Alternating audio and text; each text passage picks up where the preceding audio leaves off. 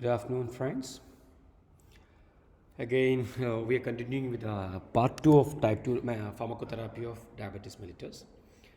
As I have already discussed the detailed part of the insulin therapy, various insulin preparations, and insulin devices, AZARS, like a problem with the insulin use, and the detailed part of diabetes mellitus we have already discussed in the previous sessions. Now, moving on to the second part of diabetes mellitus pharmacotherapy.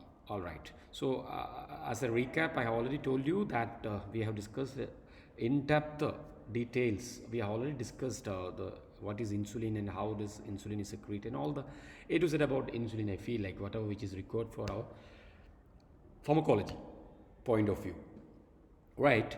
Now, when we discuss about the types of diabetes, I have told you that there are type 1 and type 2, and type 1 is generally addressed with a different insulin preparation according to the convenience and requirement of the patient's health status and other parameters. Right.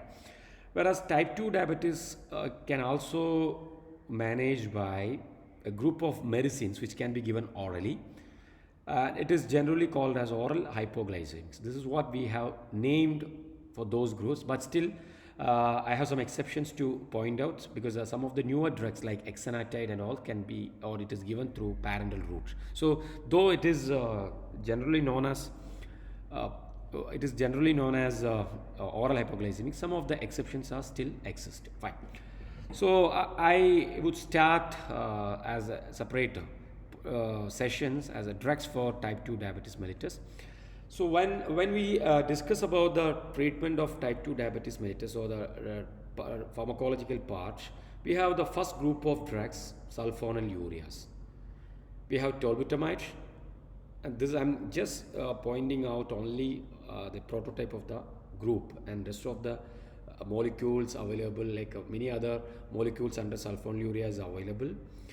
Examples like glipizide, glipglycide, glibenclamide, and all those things are, and first generation, second generation sulfonylurea is available, and all those things we'll be discussing in the coming slides. Then maglitinides, we have repaglinide, and one more is nataglinide. So I'm just uh, mentioned here only one name. Bigonides, we have very commonly used drug metformin, and initially we had one more drug called fenformin, which is no longer available in the market due to some problems like acidosis, lactic acidosis, and all. Fourth group is alpha glucosidase inhibitors, and we have acarbose and many other molecules like voglibose, meglitol, and other drugs are available. Fifth group is thiazolidine diones. We have rosiglitazone, and one more was pioglitazone. Okay, thiazolidine diones. Then these drugs, both sulfonylurea and maglitinides, are generally called as insulin secretagogues. Why it is called insulin secretagogues? Because these drugs, this group of drugs, are basically stimulate beta cells for the secretion of insulin from beta cells. That's why it is called insulin secretagogues. Okay, whereas bigonides are generally called as insulin sensitizers because this can sensitize the actions of insulin. Basically, we have seen that type 2 diabetes in most of the cases, patient will be suffering from insulin resistance, isn't it? So that can be overcome by using insulin sensitizers like metformin and all. Then we have next group of drugs. It is a sixth group. We have amylin analogs, and I told you when we discuss in the initial part of insulin secretion, along with the insulin, amylin is also secreted from beta cells, and I told you the role of amylin, which can facilitate the actions of insulin in various tissues. So we have analog of amylin. We have pramlintide.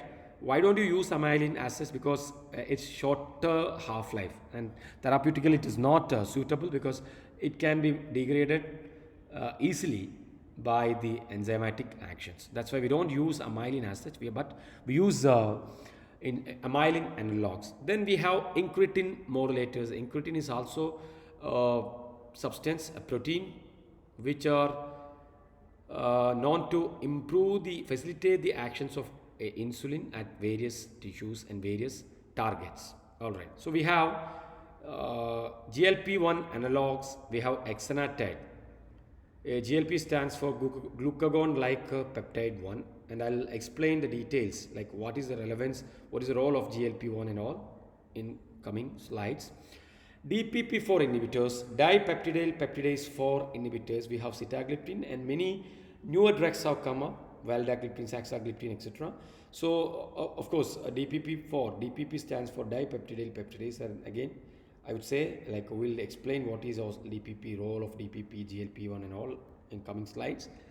Then we have sodium glucose transporter 2, SGLT2 inhibitors. This transporter is mainly located at the renal tubules, were responsible for the reabsorption of glucose. And we have many drugs, and again I have quoted only canagliflozin as a prototype. So this is the picture of the treatment of pharmacological treatment by medicines which can be given orally. All right. So this is about the basic structure. Now here this picture depicts like see the dietary starch and sugar. See you know that monosaccharides can be given, can be absorbed from intestine. So most of the sugars we take regularly in regular food may be disaccharide or complex sugar. So eventually what happened, alpha glucosidase is an enzyme which convert disaccharides into monosaccharides. So sucrose is a disaccharide. See, most of our confectionaries, teas, chocolates and snacks, we use disaccharides. Okay, exceptions are there. Commercially the fructose corn syrups and all are used. That is a different story, but we use disaccharides. That is further converted into monosaccharides like glucose and fructose that can be absorbed. So this is the role of alpha glucosidase inhibitors here, and glucose can be absorbed and it can be utilized. All right, and the utilization of the glucose can be improved by drugs like metformin, and you have seen that secretagogues can stimulate the secretion of insulin. Examples of secretagogues we have already discussed. Examples like I told you we have examples like sulfonylureas and meglitinides. All right. Then glucagon-like peptide 1 is an example for incretin mimetics, which actually have multiple role. Again, that we will be discussing those things in the coming slides. Okay. So first group of drugs are basically sulfonylureas. So these it has an history, like it was a serendipity. See, you know, there are a group of antimicrobial agents called sulfonamides, which are still used in therapeutic contexts at various infectious conditions. So, people who have taken sulfonamides found that their blood sugar level has reduced. In fact, people fall into hypoglycemic stages. So later we found that these drugs have a property to stimulate the beta cells for the secretion of insulin. That was the initial thread for leading the introduction of sulfonylurea. All right. So these are the oral agents that lower blood glucose by increasing insulin secretion. That's why I have already told you it is called insulin secretagogues. Sulfonylureas comes under insulin secretagogues. And we have divided into these groups, we have divided into first generation and second generation. Basically the classification is based on its pharmacokinetic features. Most of the first generations are long acting, and that's the problem with these drugs, and people who take this medicine may have a likely increased chance to have hypoglycemia. And the prototype of this group is tolbutamide. Then we have chlorpropamide, tolazamide and acetohexamide. These are the other members of first generation sulfonylurea, and all these drugs are longer acting. As far as the clinical side is concerned, none of these drugs are used for the treatment of diabetes mellitus, because these are very long acting, and risk for hypoglycemia is very high when you use these long acting drugs. And we have second generation agents, and the prototype, we consider glipuride as a prototype for this second generation group. Others agents include glipizide, gliclazide, glipipiride, then glibenclamide, glipuride, and all are glipuride is already mentioned here.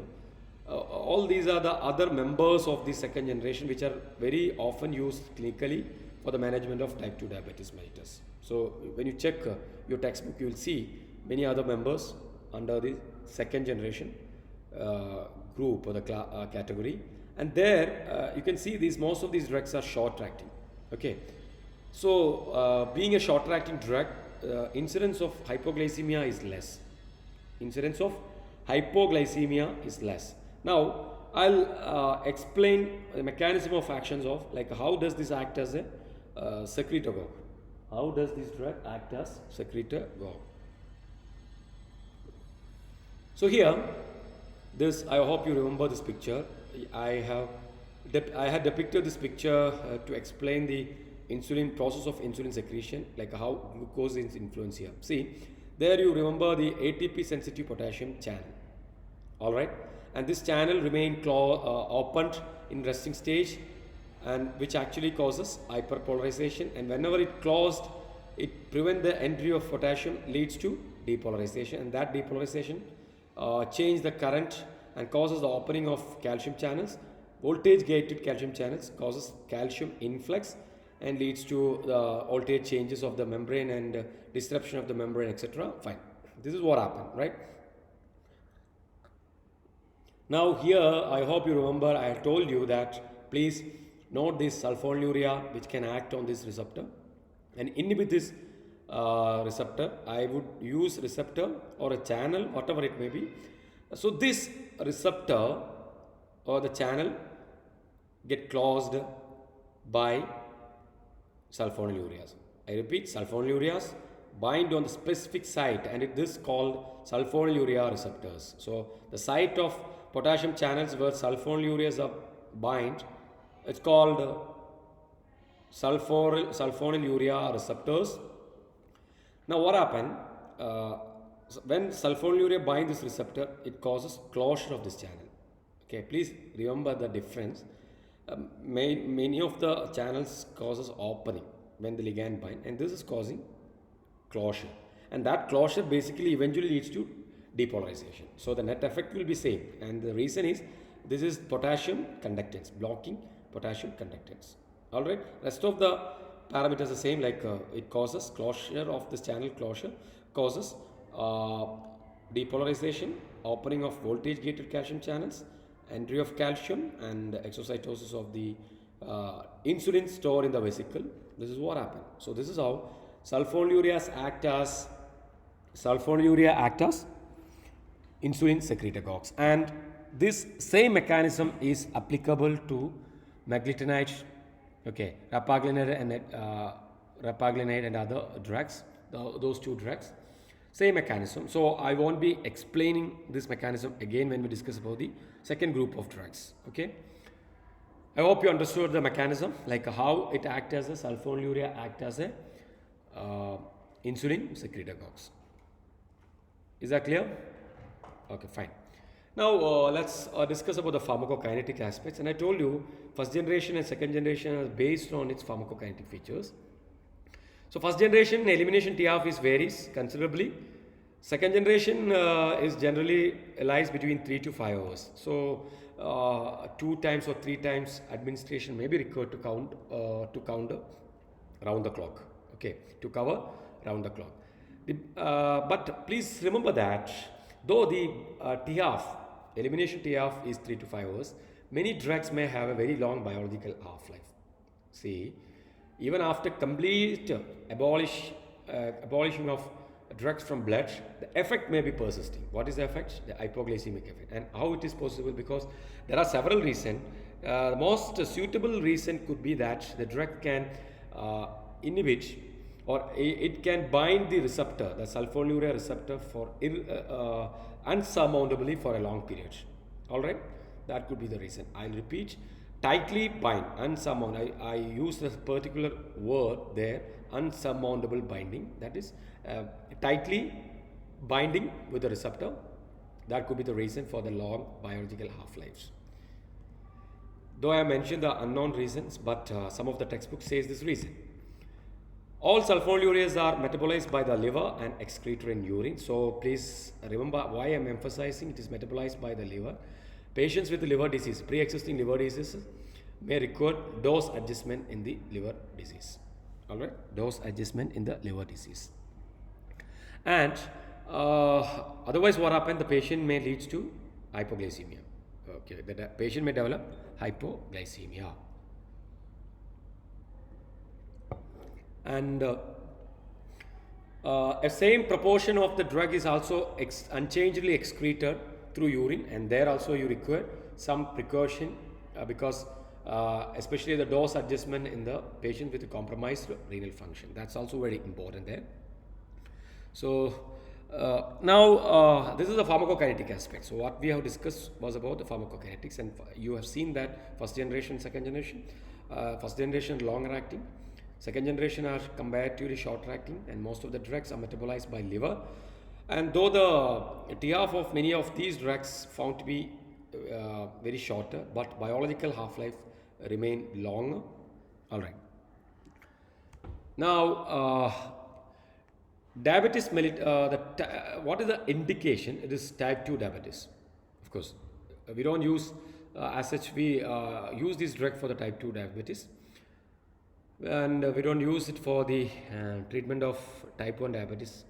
Do you have any wild guess? Why don't you prefer sulfonylurea? Because simple, in type 1 diabetes, it is developed due to the complete deficiency. Most of the cases it's complete deficiency. There is no functional cells in the beta cells, and therefore there is no insulin secretion. So if there is no functional cells for insulin secretion, there is no point of using sulfonylureas like insulin secretagogues like sulfonylurea. I hope you got the point. Now, what is the contraindications include? First generation agents should be avoided because of their prolonged half-lives. So there are plenty of risk factors, especially liver impaired patients, renal impaired patients, elderly patients, patients with polypharmacy, etc. So these are the risk categories, and we better should not be used. Adverse effects, of course, you can easily anticipate that these drugs are known to produce hypoglycemia, and definitely hypoglycemia is more, incidence of hypoglycemia is more with the type first generation. Flushing, because see, most of these drugs chemically, I told you that it is sulfonamide like drug chemically, and sulfonamides are known to produce hypersensitivity reaction in various individuals. Not just hypersensitivity reaction, it is also known to produce the photoreactions and phototoxicity, etc. So those things are applicable. In fact, a cross allergenicity or cross hypersensitivity reactions are also found when you use sulfonylureas. Means if those people who shows hypersensitivity to sulfonamides may produce similar type of allergic reactions when they use sulfonylureas, but incidence of weight. And of course, please remember weight gain. And I forgot to tell you one point when we discussed in the last class. Insulin users, prolonged insulin users are known to produce weight gain, and I have told you insulin is an anabolic steroid. Sorry for that word. Insulin is an anabolic hormone. Delete that word, anabolic steroid. By mistake I've used that word. It is anabolic hormone, and of course the tissue differentiation, protein synthesis, cell division, all this will be affected, and of course eventually it can cause us weight gain. All right, fine. Now this is about the sulfonylurea. Now as far as the second group is concerned, maglitinides, and I told you this also follows the same mechanism. You try to imagine that picture which I have shown in the previous slide, and where does the sulfonylurea bind? At the same site where the maglitinide also bind. And there are two drugs, repaglinide and netaglinide. We already discussed that. And this is also insulin secretagogue. Okay, but here I want to tell you, of course, there are two drugs, repaglinide and netaglinide. I have already told you that repaglinide is considered as a prototype of this group or from this group, and we have one more drug, it is netaglinide. Mechanism is same. Okay, I don't want to explain here. Instead of sulfonylurea, rapaglinide is acting. Now, when you go to pharmacokinetics, it is short acting, rapidly acting, and it has got a fast onset of action. So sometimes people compare. If you want to compare the mode of action, not mode of action, the nature of course of pharmacokinetics and all, which is you can compare as like ultra short acting insulin, because ultra short acting insulins are preferred for the management of postprandial hyperglycemia, I'm sorry, and this is also generally preferred for the same reason, postprandial hyperglycemia. And you can see this peak plasma concentrations are achieved less than 1 hour. See, you don't require even 1 hour to reach peak blood level. And of course, these are metabolized in liver.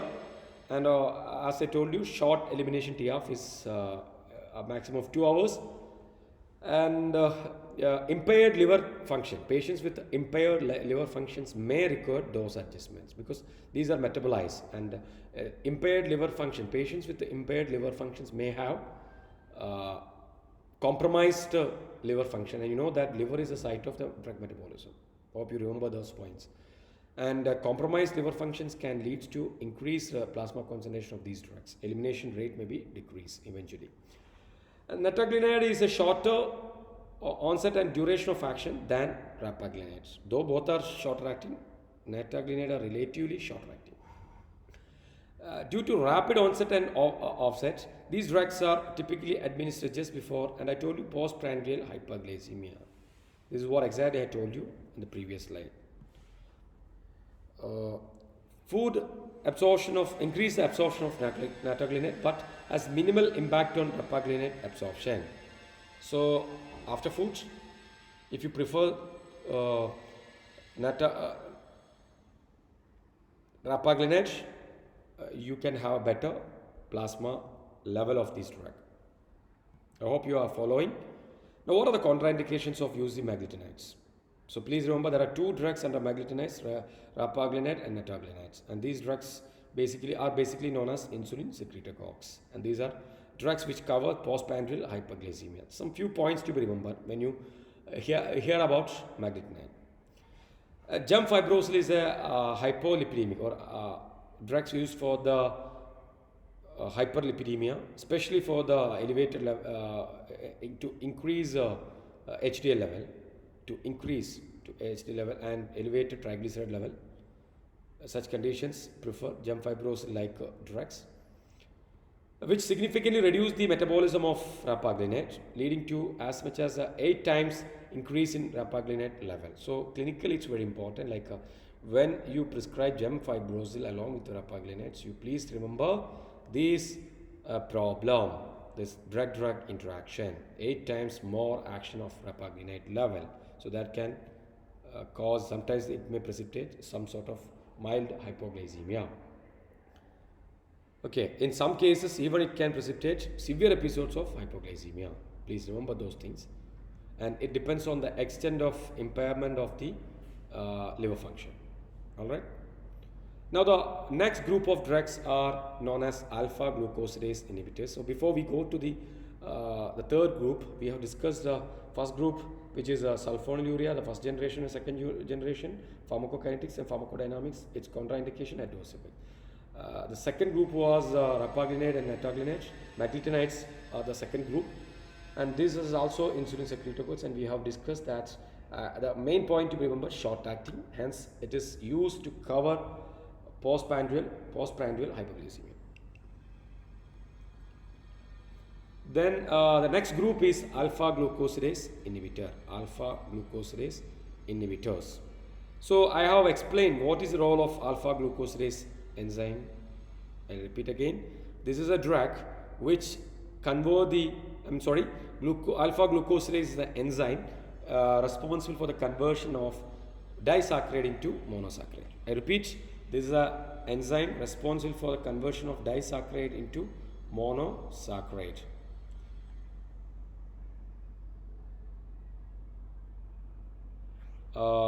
Hence, this enzyme, inhibiting this enzyme can inhibit the conversion of disaccharide into monosaccharide. So what happened?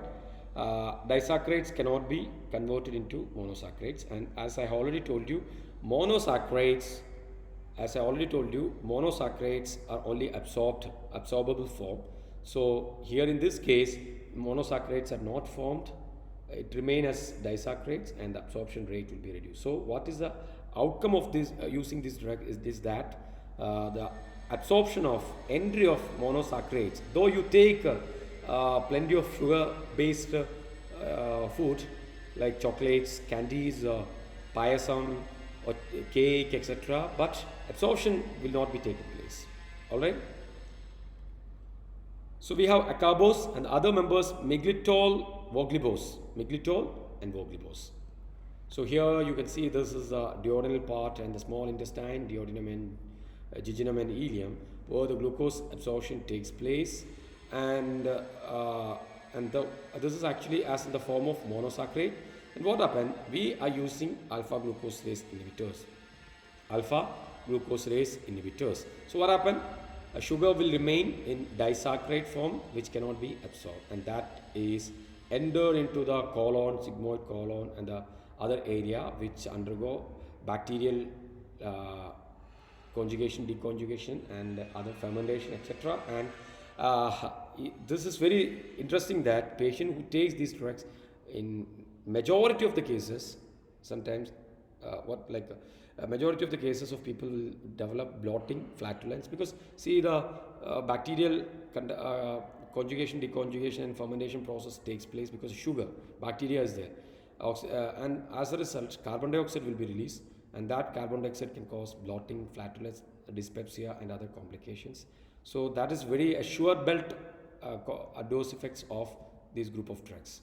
And as far as the pharmacokinetics is concerned, very interesting part is that though it is given orally, it acts locally. See, orally administered, reach into the small intestine, and there it directly inhibit alpha glucosidase, and you can see the bioavailability is less than 2%. So we are not bothered about the bioavailability, because though it is given orally, it is need not be absorbed, because it directly enter into the small intestine. Wherever the alpha glucosidase are present, it go and block. So what happened?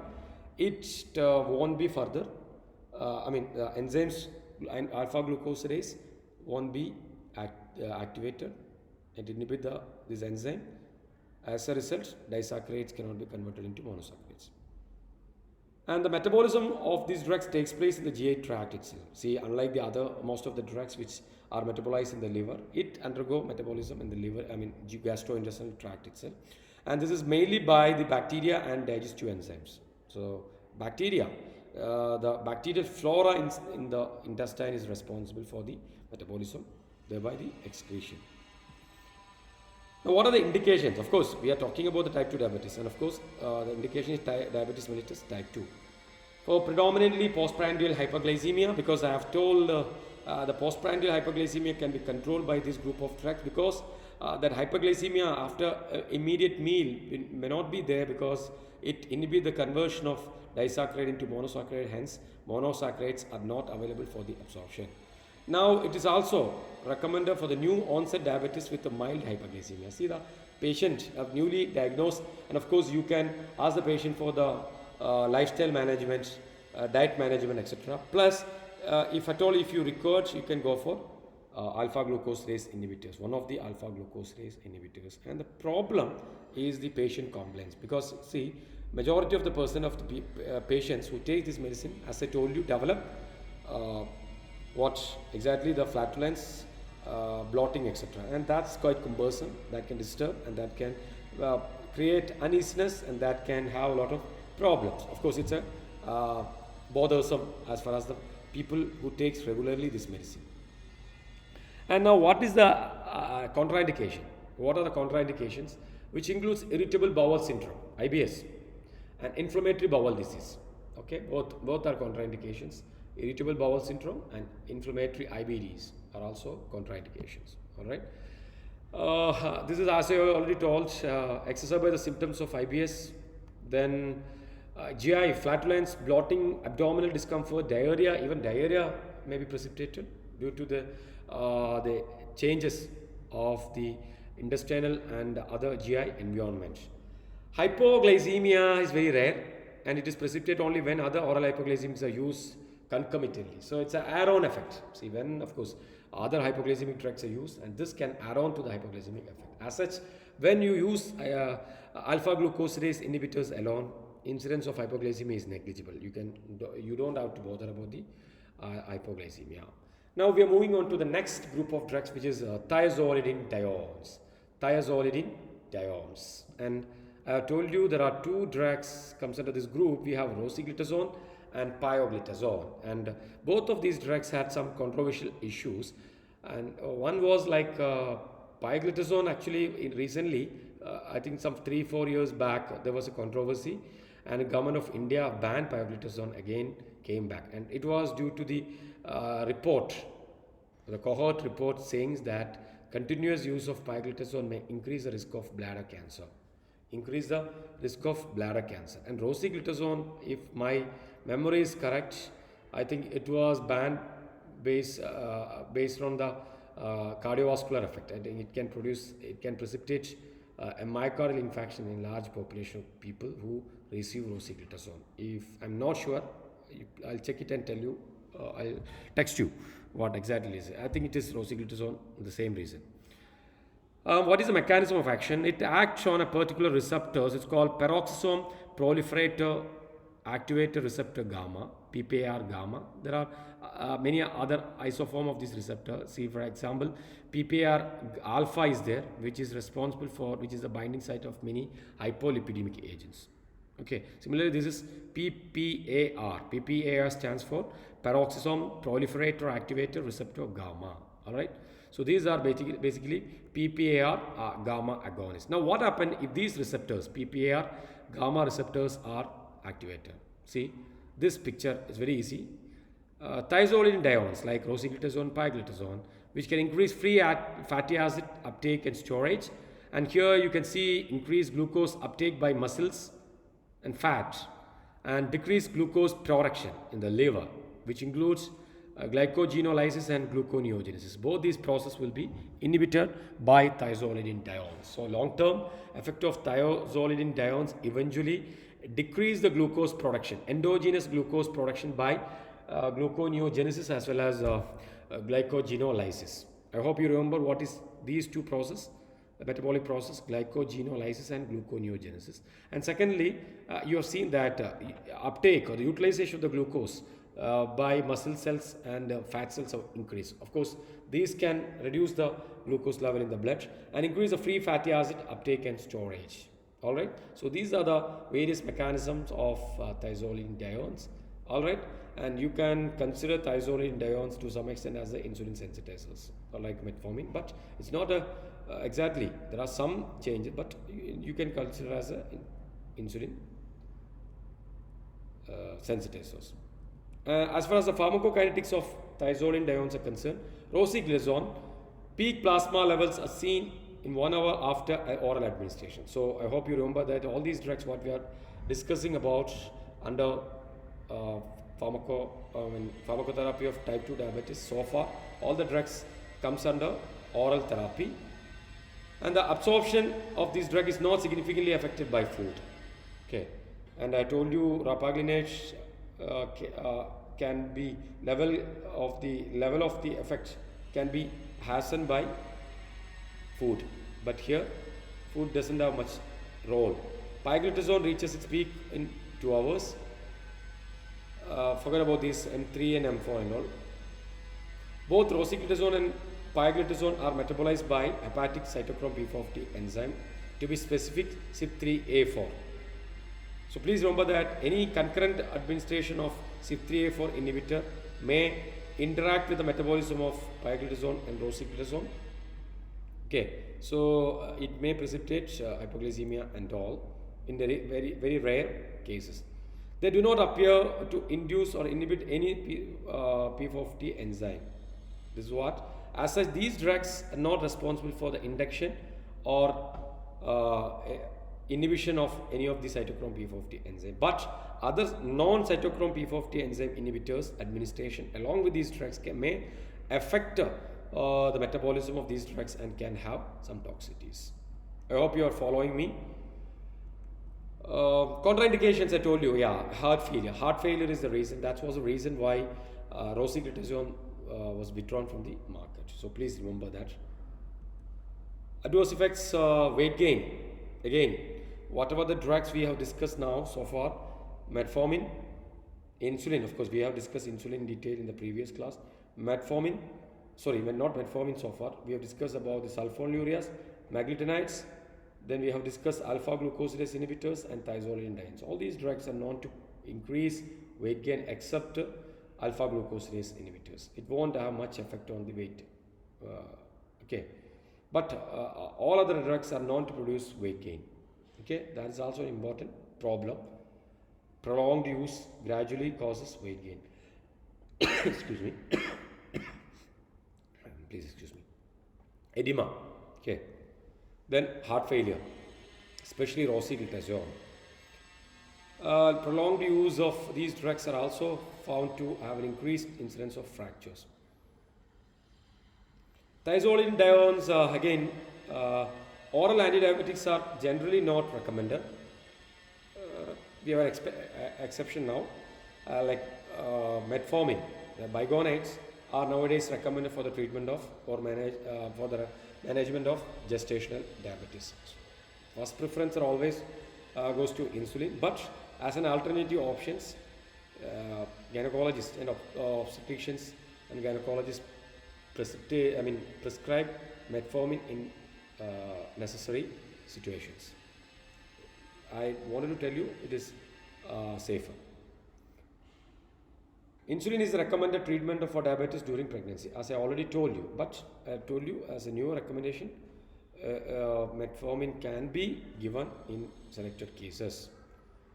Pioglitazone is not recommended for breastfeeding women because it can be secreted into breast milk, and through breast milk it can enter into neonates or the infants, and it can have some effect, hypoglycemic effects or something like that, similar effects, if you use thiazolidinediones for the treatment of diabetes for the nursing mother. And the drug interactions I already told you, any enzyme cytochrome P450 inhibitors, CYP2C8, CYP2C9, even CYP3A4 also. CYP3, I told you CYP3A4, extensively metabolized by CYP3A4, and of course CYP2C8 is also responsible. This is what rosiglitazone, I told you it is no longer available, so my memory is correct. See here, it is banned in India and many other countries across the world due to increased incidence of heart failure. Okay, heart failure is a major reason, but pioglitazone is still available, but it is available with a black box, clearly mentioned that the drug usage may have a chance to increase the incidence of bladder cancer. Now, moving on to the next group of drugs, as far as the Indians are concerned, I don't have a proper statistics, but many of the studies have shown that most of the type 2 diabetes mellitus are initially started with or managed with initially managed with bigonides. So, which are the two bigonides? One is fenformin and the other one is metformin. And for your kind information, fenformin is no longer used due to the lactic acidosis. So the only one is metformin. Fenformin is no longer available, withdrawn from the market due to lactic acidosis. Okay, it can cause lactic acidosis. And one more thing, like metformin is not recommended for the people of having history of lactic acidosis or existing lactic acidosis because it may precipitate. Otherwise, metformin doesn't have any history of precipitating such histories in healthy people. That's why metformin is still used and fenformin banned. So, what are the mechanism of bigonides? Like how does bigonides acts? Bigonides reduce gluconeogenesis, and of course, if the drug is reducing gluconeogenesis, glycogenol is also reduced. Increase action of insulin in muscle and fat. You know, you have seen that insulin have a distinct role in the glucose utilization in muscle and fat and heart tissue, etc. And there it increase the action of insulin. From the GI tract, the absorption of glucose may be delayed. It can be delayed. Reduce the level of plasma glucagon, and you have seen that mutually it's a physiological antagonist of insulin. Whatever the role of insulin, which can physiologically antagonize by the glucagon. So here the picture shows bigonates decrease glucagon. I already told you, decrease gluconeogenesis, decrease glucose absorption from intestine, increase glycolysis. Increased glycolysis means breakdown of glucose into ATP and other metabolites. Okay, so these are the collective mechanism of bigonates, and bigonates is a group name, generic name of this group, and the only one available molecule among this group is metformin. Next, regarding pharmacokinetics, it is not metabolized and is excreted in urine unchangedly. So please remember, you have to give extra care when it is prescribed for the patients with pre-existing renal diseases. Renal clearance occurs mainly through tubular secretion. So you know well renal glomerular filtration, tubular reabsorption, tubular secretion, etc. And here this is an active process. So complete excretion, complete washout from the blood of these drug particles from the blood is only possible with active secretion, that is from the plasma into the renal tubule with the help of an active transporter by utilizing energy.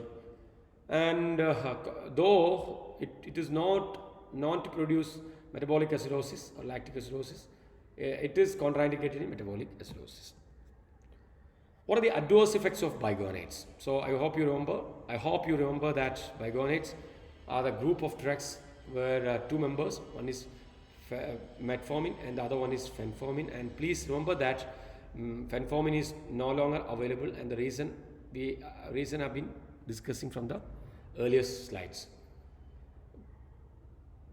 Adverse effects include abdominal pain, nausea and diarrhea as far as the GI tract, gastrointestinal system is concerned, and it can reduce the absorption of vitamin B12 and folate. See, if a patient is taking bigonates like metformin continuously, there is a possibility of vitamin B12 deficiency, because vitamin B12 from the intestine, from the food source, are not properly absorbed if the digestive juice of the food of the stomach contain metformin. Hypoglycemia is very rare, okay, because it's not insulin secretagogues, instead it is insulin sensitizer. But along with other drugs, there is a small risk of hypoglycemia. Now, what are the adverse effects of these drugs? What are the adverse effects of metformin? Now, we have already discussed that. Lactic acidosis is very rare as far as the metformin is concerned, but acidosis was very striking adverse effect of the other drugs which is already banned. And patients with the pre-existing renal impairment are at higher risk, and you know the reason well, isn't it? You know the reason well.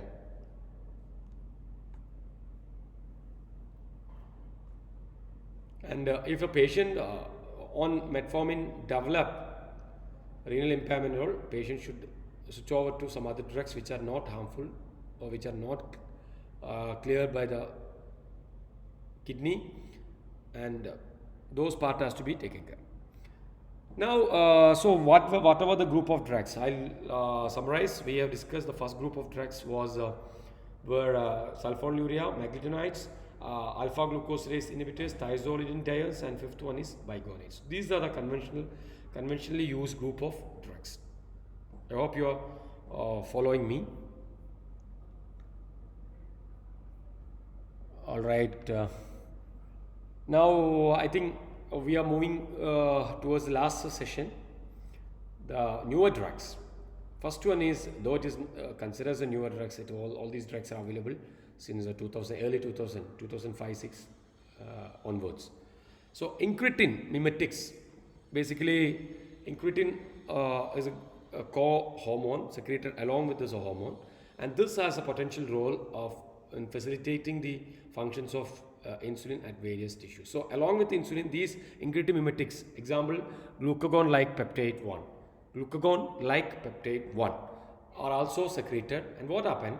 This can this can prime the tissue for the actions of insulin. So this can facilitate the actions of insulin at various target tissues, including liver, muscles, and other area of the body.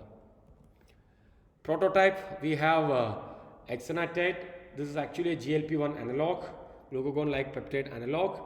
Then also one more is liraglutide. So please remember, GLP-1 analog, there are two drugs, exenatide and liraglutide. Then we what is the mechanism of action? Mechanism of action. So you can see the stomach, gastric emptying. What happened? Gastric emptying that can facilitate the actions of incretins. Incretins, example, glucagon-like peptide 1. This can increase insulin release from pancreas, decrease glucagon, increase beta cell function, decrease food intake. See, all these functions eventually reduce the blood glucose level. Do you agree my statement? So all these increase insulin release from pancreas, of course, decrease glucagon and increase beta B cells function and decrease food intake. Decrease food intake. Okay, so all this eventually reduce the blood glucose level. Now we have two group of drugs under this incretin mimetics. One is GLP-1 analogs. So you can ask a question, why don't you use GLP as such, GLP analog? Since it's a protein, you can think about recombinant forms, but what the problem is, it can be rapidly metabolized and the analogs are longer acting comparatively. That's one reason why we don't use GLP-1 analog as such. I mean GLP as such, instead we use analogs which may have a long duration of action. Right, now I wanted to tell you about an enzyme called DPP4, dipeptidyl peptidase 4. I repeat, dipeptidyl peptidase 4, and this enzyme is basically responsible for the degradation of GLP-1 into inactive form. I repeat, degradation of glucagon-like peptide 1 into inactive form. Now we have drugs which inhibit this DPP4, dipeptidyl peptidase 4. I repeat, dipeptidyl peptidase 4, as I have noted here. So what happened? The inactivation of glucagon-like peptide will be blocked. Inactivation of the instead, what happened? GLP-1 analog, GLP-1 will be available live, and it can exert all these effects. So here, what are we doing? We are inhibiting the metabolism, rapid metabolism of GLP-1. Hence, it can get sufficient time to exert all these effects. Which are those effects? Increase insulin release from pancreas, decrease glucagon secretion, increase beta cell function, and of course decrease food intake. Also, all these functions, all these effects are eventually going to reduce the blood glucose level. Blood glucose level. I hope you understood the role of incretin like GLP-1 and what is the role of DPP4. I repeat, dipeptidyl peptidase 4. All right. So this is about the exenatide, liraglutide. Exenatide and liraglutide are basically, here you've seen that GLP-1 analog. GLP-1 analogs. GLP-1 analog. Examples, exenatide and liraglutide. Exenatide is basically administered by subcutaneous injection. This is what I told you when I started today's session. Though we classify these drugs are oral hypoglycemic, some of the exceptions are there, and here is a classic example, exenatide. Circulating TRF of exenatide is nearly 60 to 90 minutes, though it is given subcutaneously. Here, one more thing I wanted to tell you, the other incretin analogs are DPP4, dipeptidyl peptidase 4 inhibitors. So what is the role of dipeptidyl peptidase? I told you, responsible for the deactivation or inactivation, and that process will be inhibited by DPP4 inhibitors like gliptins. We generally call these group of drugs are gliptins. So gliptins are basically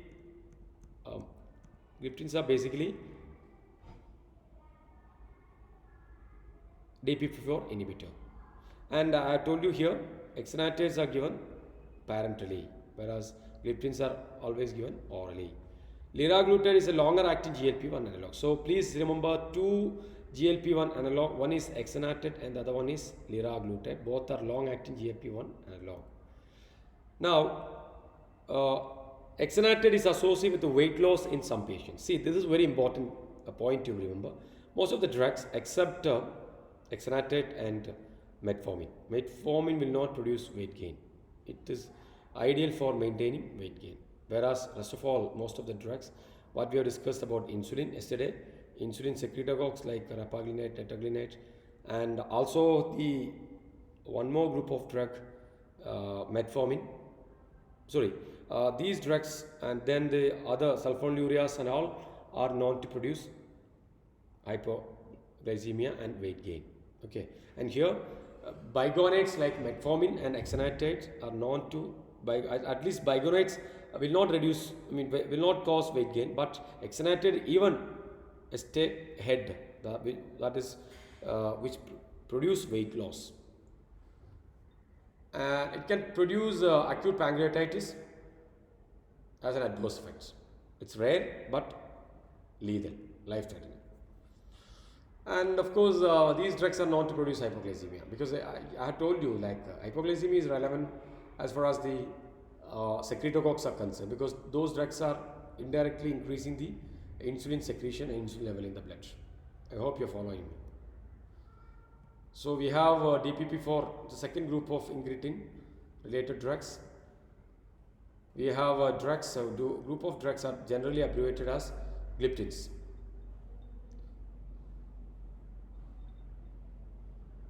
Inhibition of these enzyme potentially cause glucose regulation through multiple effects.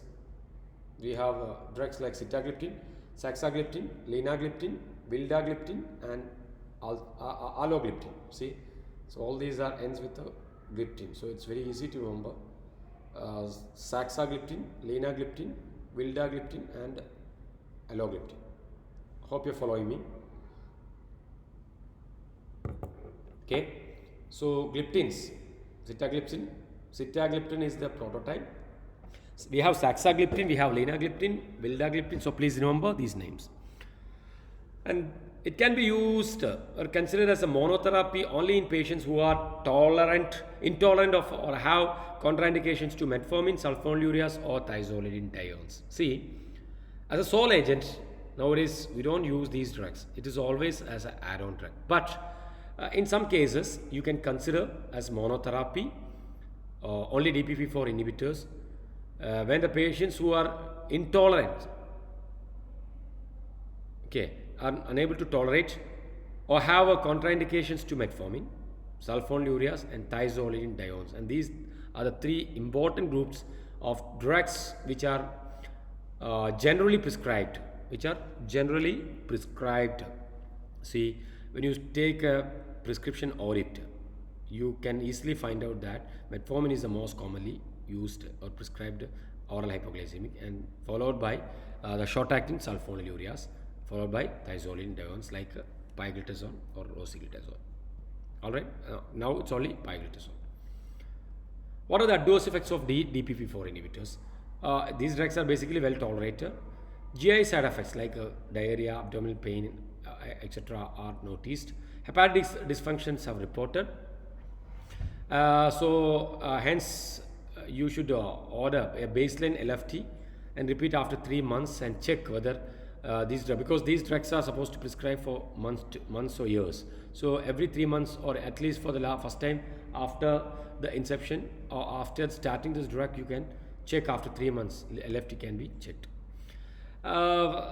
As an hypersensitive reaction, some of the cases of Stevens-Johnson syndrome, I hope you remember what is Stevens-Johnson syndrome, what type of allergic reactions it is, and what is the response, what is the reason, and what is the major consequence, what are the problem with the Stevens-Johnson syndrome. All these things I've discussed when we discuss about the general pharmacology. Now I have told you, along with the insulin, amylin peptides are also secreted, and it has distinct role. It's a 37 amino acid protein co-secretor from beta cells. With this point I already discussed in the last class uh, when we discuss about the introductory part and insulin.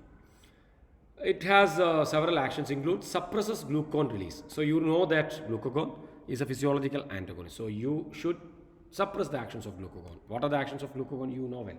It eventually leads to increase the plasma level of glucose. And it slows gastric emptying. Good, excellent. Decreases food intake, early satiety. See, we all feel like having more and more food, especially when somebody serve you, somebody offer you a delicious, good, tasty food, and you will have a tendency to take stomach full, not mindful, stomach full. So that problem uh, gradually decrease when you use amylin. It's cleared by kidney. Half life is 10 minutes, short acting. Okay, so we have amylin analog, pramlintide. Pramlintide is an amylin analog, stable analog of human amylin. Type 1 diabetics lack amylin, whereas type 2 are relatively deficient in amylin. So the difference between type 1, as far as the amylin is concerned, the difference between uh, type 1 and type 2, here you can see in type 1 there is a complete lack of amylin, whereas in type 2 it is relatively deficient. So use of pramlintide is approved in both type 1 and type 2 diabetes. It can be used in type 1 also. So please remember that, because as an add-on, what we'll do, we give insulin injection and you give amylin injection also. So what happens? It can potentiate the actions of insulin so that you can reduce the insulin dose eventually. And please remember, other than exenatide, pramlintide is also given subcutaneously. So all these are discussing under oral hypoglycemic agent, but these are exceptions. So please remember that. Use of pramlintide often results in modest weight loss. Third drug. Please remember, bigonates like metformin, it won't put on weight, whereas exenatide and pramlintide are known to reduce weight, body weight. Okay, that's very important because many people gradually gain weight, especially after insulin therapy or sulfonylurea therapy, etc. Most common adverse effects associated with amylin analog, that is pramlintide therapy, includes nausea, your favorite, nausea, vomiting, which is often limiting. Improves in some patients with the prolonged use, that eventually it abolish. And unlike many other group of drugs, it is not associated with hypoglycemia. And you know the reason, because it is just potentiating the insulin. When there is no more insulin, there is no point of discussing about the hypoglycemia. And finally, we are moving to the last step, that's SGLT2 inhibitors, sodium glucose transport 2, which is generally present in the renal tubule. Sodium glucose transporter 2, SGLT2, accounts for 90% of the renal glucose reabsorption. See, it's a process, right? After glomerular filtration, I hope you remember renal urine formation, where initially glomerular filtration takes place, then a reabsorption process and active secretion. So here it is 90% of the glucose is renally reabsorbed. SGLT2 inhibition causes glycosuria, means more and more glucose is excreted through urine, and lowers glucose level. There won't be glucose in the blood, because usually in normal context, whatever the glucose enter into the primary urine after glomerular filtration, 90% and above is usually reabsorbed. So that process is targeting now with the SGLT2 inhibitors. So this is mainly used, not mainly, it is recommended for the treatment of type 2 diabetes. So we have canagliflozin, dapagliflozin and empagliflozin. There are 3 molecules. I think one more has come. So these 3 are very important newer molecules, newer group of drugs. Canagliflozin, dapagliflozin and empagliflozin. All these 3 belongs to SGLT2 inhibition or SGLT2 inhibitor group. And see, these drugs are known to produce glycosuria. Okay, glucose content in the urine, and very good medium for the bacterial growth, and frequency or incidence of urinary tract infections are very common, more with the SGLT2 inhibitors. And I wanted to tell you, like when the osmolarity of the urine is increased because of the presence of glucose in the urine, definitely more and more fluid will be taken along with urine, and that can cause a sort of diuresis. It's an add-on benefit. Please remember that it's an add-on benefit. How see insulin is, I mean, I'm sorry, glucose is being secreted. Whatever the glucose is being filtered after glomerular filtration into renal tubule. From there, generally 90% and above are reabsorbed. So that process is inhibited now with the SGLT2 inhibitors like canagliflozin, etc. Now what happened? More and more glucose is started to excrete through urine. Presence of urine is more, and that's I told you it is a good media for the bacterial growth, and that is the reason for the increased incidence of urinary tract infection. I'm just trying to connect the adverse effects. And of course, there is one more thing I was about to tell you, that the osmolarity of the urine has increased, and so what happened? To compensate this osmolarity, more and more water may be extracted from the blood, and what happened, it can produce a sort of diuresis, and it can causes volume contraction and hypotension, and therefore it is found to be more benefited in hypertensive patient. Dapagliflozin increases incidence of breast and bladder cancer. A latest study reported dapagliflozin increases incidence of breast cancer and bladder cancer. So please remember. So that's all about drugs used in diabetes mellitus, and in the first class we have discussed the insulin in detail. In second class today we have started with the oral hypoglycemics, though exenatide and pramlintide are the exception, which are given parenterally, subcutaneously. We have sulfonylureas, we have maglitinides, we have thiazolidinediones, we have bigonates. All right, and after that we have discussed about incretin mimetics like DPP4 inhibitors like sitagliptin, valdegliptin, etc., and GLP-1 analogs like exenatide. And then we have discussed about amylin analogs like pramlintide, and finally we have discussed about SGLT2 inhibitors. All right, so this is what I wanted to tell you, and there is one more point to remember. I think that part we will discuss about when we discuss about the practical aspects. Now I wanted to ask you like a question. Okay, I need an answer for this question as a comment after watching the complete video. All right, so here I wanted to I want to ask you this question. A man with type 2 diabetes mellitus is receiving a combination of oral drugs to maintain glycemic control. So a combination, of course, 2 or 3 drugs are using. He becomes hypoglycemic one afternoon and ingests some orange juice and 2 chocolates. Okay, so he became hypoglycemic one afternoon and ingests some. To overcome this, he started to drink some juices, glucose-based orange juices, and taken some chocolates bars, all containing abundant amounts of complex carbohydrates. So it could be disaccharides and more, starch, etc. Despite this ingestion, or despite his ingestion of orange juice and several chocolate bars, his blood glucose levels remain low and his symptoms persist. Okay, this is a scenario. Please read. Pause and read. Now I have 3 questions. Which antidiabetic that he was taking accounted for the failure of oral sugars to restore his plasma glucose? First question. The second question, what is the mechanism of action, clinical uses and adverse effects of this particular antidiabetic drug? And third question, how you would have treated this episode of hypoglycemia? So please comment, please answer these 3 questions in comment box.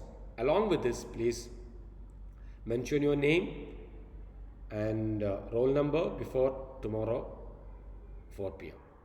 Okay, so that's all about the type 2 diabetes and type 1 diabetes. So we have discussed. Now I want to tell you one more point to be discussed, that we'll be discussing under practical aspects. So that's about the diabetic keto emergencies, like if a patient fall into untreated case of diabetes, the patient fall into diabetic ketoacidotic coma.